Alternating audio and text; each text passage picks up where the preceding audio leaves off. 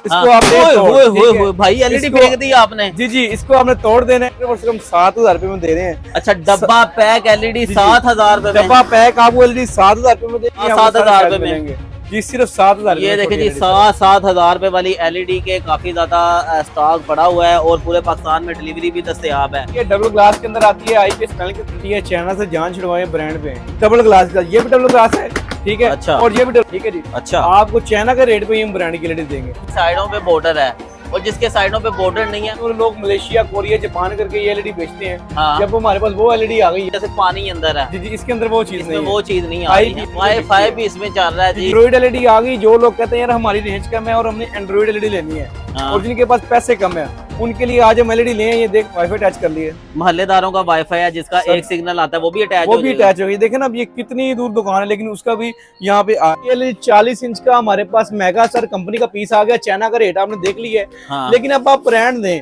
इतना फर्क नहीं है। ब्रांड की एलईडी ले लें सर, बच जाएंगे। मैं कहता हूँ इंशाल्लाह ऐसे रेट और ऐसी चीज आपको कोई नहीं देगा।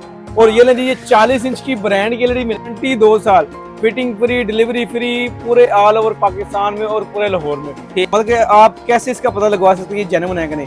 2 GB 16 GB मेमोरी ओरिजिनल है और